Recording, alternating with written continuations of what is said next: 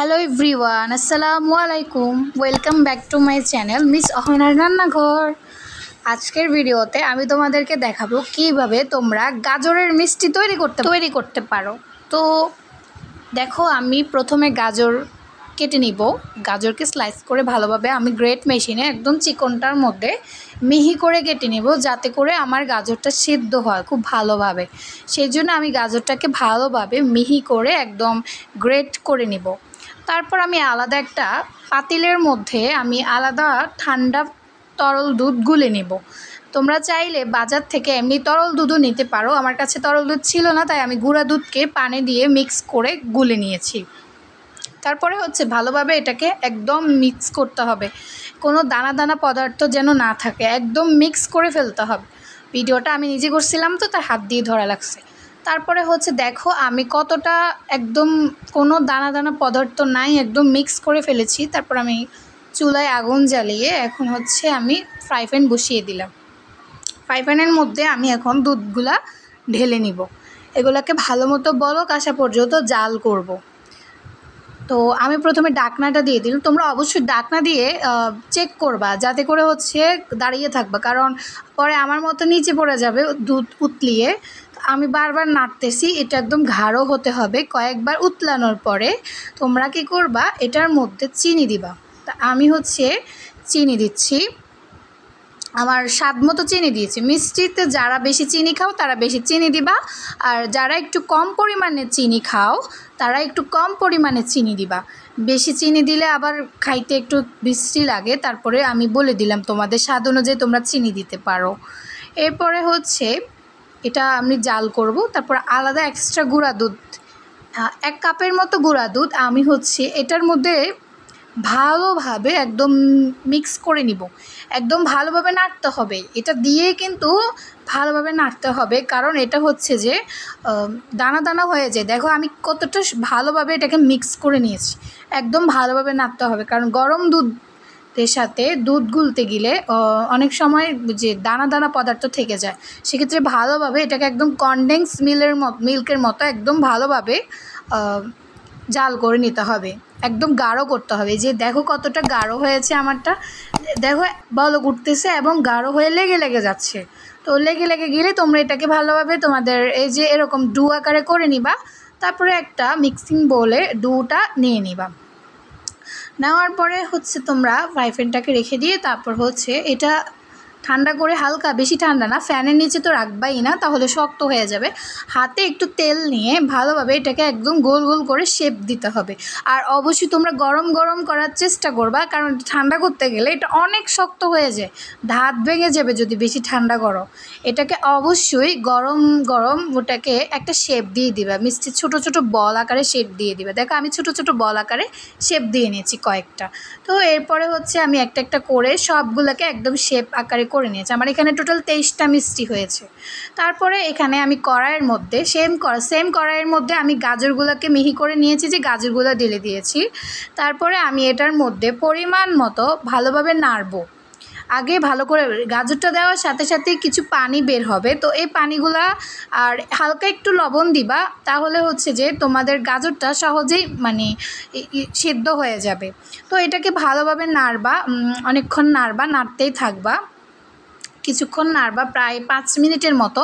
তারপরে দুধ যেগুলো আলাদা করে আমি ফার্স্টে গুলে রাখছি, ওখান থেকে অর্ধেক দিয়েছিলাম, বাকি অর্ধেক এখানে ঢেলে দিয়ে তারপর তোমরা ফ্রাই প্যানের ঢাকনাটা দিয়ে দিবা। ফ্রাই প্যানের ঢাকনাটা দিয়ে দিলে এটা আস্তে আস্তে সেদ্ধ হবে। এটা কমপক্ষে 15 থেকে 20 মিনিটের মতো সেদ্ধ করতে হবে। এটা সেদ্ধ না করলে এটা মিষ্টি লাগবে না, মনে হবে গাজর কাঁচা কাঁচা রয়ে গেছে। তো কাঁচা স্মেল থেকে শুরু করে টোটালি এটা সেদ্ধ হয়ে যেতে হবে। হ্যাঁ, সেদ্ধ হওয়া পর্যন্ত তোমরা ফ্রাই প্যানে বসাই দিবে, এবং যখন দেখবে যে তোমাদের দুধগুলো একদম মিক্স হয়ে গেছে, একদম শুকিয়ে গেছে, তখন এটার মধ্যে পরিমাণ মতো চিনি দিবা। চিনিটা একদম পরিমাণ মতো, স্বাদ মতো দিবা, যাতে ওইটাতেও চিনি বেশি দিবে না, এটাতেও বেশি দিবা না, দুটাতেই যেন সেম পরিমাণে থাকে আর কি। তারপরে এটাকে ভালোভাবে নাড়বা ভালোভাবে, অবশ্যই নাড়বা। ভালোভাবে নাড়তে থাকবা, কারণ হচ্ছে চিনি তো অনেক সময় লেগে যাবে, আবার হয়ে যাবে। তারপরে তোমরা 2 টেবিল চামচ বা 3 টেবিল চামচ গুঁড়া দুধ দিবা। গুঁড়া দুধটা ইউজ করার মানে হচ্ছে এটার একটা ফ্লেভার আসে, এতটাই টেস্ট হয় বলার মতো না, একদম একটা ফ্লেভার। এমনি গ্রানটা তো সেই লাগতেছে, একটা টেস্ট আসে, টেস্টটা অনেক ভালো লাগে। তারপরে এটাকে ভালো করে নাড়বা।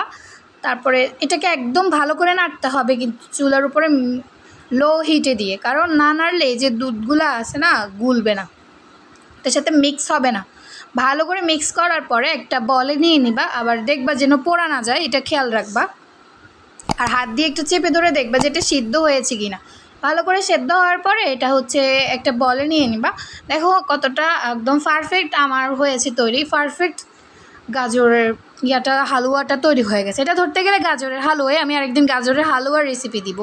তো এরপরে হাতে নিয়ে মাঝখানে ছোটো এগুলো বসিয়ে তারপর হাত দিয়ে এভাবে চেপে চেপে গোল আকারে শেপ দিতে হবে। তোমরা চাইলে একটু সরু আকারও দিতে পারো, আবার তোমরা চাইলে আমার মতো গোল গোল, যেহেতু মিষ্টি বেশি গোল গোলে ভালো লাগে সেক্ষেত্রে আমি গোল গোল দিচ্ছি। একটা ভালো করে হাতে নিয়ে তারপরে ভিতরে ছোট বলটা দিয়ে তারপর এভাবে করে একটু আন্দাজ করে গোল দিবা। 2 হাত দিয়ে করার থেকেও 1 হাত দিয়ে করার চেষ্টা করবা, আর 1 হাত দিয়ে করলে অনেকটা সুন্দর হয়। 2 হাত দিয়ে করলে ওই যে কি একটা পিঠা আছে না, ওই পিঠার মতো হয়ে যায়। তো এভাবে করে সবগুলোকে একদম ভালো করে মোল্ড করে দিবা, একদম সবগুলোকে ভালোভাবে ভিতরে দিয়ে সুন্দর করে নিবা। তো আমি সবগুলোকে এভাবে ভালোভাবে করে, দেখো তোমরা ভালো করে দেখো আমি কিভাবে ঢোকাচ্ছি। এই যে আমার সবগুলো রেডি হয়ে গেছে, দেখো আমার মিষ্টিগুলো কতটা পারফেক্ট হয়েছে, দেখতে কতটা লোভনীয় এবং দেখতে কতটা সুন্দর হয়েছে। আমি জীবনে যাই আর পারি আর না পারি, আমি মিষ্টি কিন্তু সুন্দরভাবে তৈরি করতে পারি। তোমার মিষ্টিগুলো দেখো কতটা সুন্দরভাবে হয়েছে। তারপর আমি এখানে এক্সট্রা করে একটু ডিজাইন করব আর কি। তো ডিজাইন করার জন্য আমি এখানে বাটির মধ্যে আলাদা হচ্ছে গুঁড়া দুধ নিয়েছি। তো গুঁড়া দুধের মধ্যে আমি এগুলো দিয়ে ভালোভাবে এভাবে করে নিব, তাহলে হচ্ছে যে এটা দেখতে একটু সুন্দর লাগবে, একটু লেয়ার হবে আর কি। একটা লেয়ার দেওয়ার জন্য আমি এগুলোকে ভালোভাবে এরকম ঝাঁকিয়ে নিব এটার সাথে। তারপরে দেখো আমি সবগুলোকে তৈরি করে ফেলেছি, একদম আমার মিষ্টি তৈরি হয়ে গেল। তোমরা ভালো করে দেখো কতটা সুন্দর হয়েছে, কতটা সুন্দর শেপ দিয়েছি। তো এখন আমি তোমাদেরকে বলবো আমি মিষ্টিগুলো কেন তৈরি করেছি। আমি মিষ্টিগুলো তৈরি করেছিলাম কারণ কিছুদিন পর মানে 12 তারিখে আমার CNP-PROMO চ্যানেলের সেলিব্রেশন চলবে। তো আমি ওখানে মেহমানদের জন্য নিজ হাতে মিষ্টি তৈরি করেছি, কিছু স্পেশাল গেস্ট আছে তাদের জন্য আমি নিজ হাতে মিষ্টিটা তৈরি করেছি। আর যেহেতু তোমরা সবাই ভিউয়ার, তোমাদেরকে তো খাওয়ানো পসিবল না, কারণ তোমরা সবাই দেখবা। তো আমি চিন্তা করলাম বিষয়টা তোমাদেরকে দেখাই দিই, তাহলে তোমরাও নিজে তৈরি করে আমার মতো করে খাইতে পারবা। তো দেখো আমি মিষ্টিটা বানানোর পরে আমি একটা তোমাদেরকে ভেঙে দেখাইলাম কতটা সফট হয়েছে মিষ্টিটা, কি বলবো। এটা যখন আমি ফ্রিজে রাখবো 3 থেকে 4 ঘন্টা আরও এটা সেট হবে। শুধু তাই নয়, মানে ঠান্ডা তো আরও ভালো লাগবে। এটা তোমরা চাইলে তোমরা ফ্রিজে অনেক দিন সংরক্ষণ করতে পারো, 10 থেকে 15 দিন সংরক্ষণ করতে পারো। তো আমি অনেক রাতে বানিয়েছি, এখন আমি ফ্রিজে রেখে দিচ্ছি 2টা প্লেটই ফ্রিজে। আমি এখানে টোটাল 23টা মিষ্টি বানিয়েছি। তো তোমরা চাইলে এরকম মিষ্টি তোমরা চাইলে আরেকটু ছোটো আকারও শেপ দিতে পারো। তো সকালবেলা আমি দেখি মিষ্টিটা কীরকম হয়েছে, তো আমি প্লেটটা নিয়ে সকালবেলা দেখি এতটাই সফট হয়েছে এবং কিছুটা শক্ত হয়েছে, মানে মিষ্টির মতো হয়েছে, এত শক্ত না এত না, একদম সফটলি। যেমন দেখতে সুন্দর তেমন খাইতেও সুন্দর, বলার মতো না। তো অবশ্যই সবাই আমার চ্যানেলটা সাবস্ক্রাইব করবা এবং পাশে থাকবা। আর অবশ্যই আমার 2টা চ্যানেলের পাশে থাকবা তোমরা, এবং নিত্য নতুন রেসিপি দেখার জন্য বেল আইকনটা বাজিয়ে রাখবা। আর অবশ্যই লাইক এবং কমেন্ট করবা কেমন হয়েছে আমার মিষ্টি রেসিপি, গাজরের মিষ্টি। অবশ্যই কমেন্ট করে জানাবে। আজকে এই পর্যন্ত, আল্লাহ হাফেজ।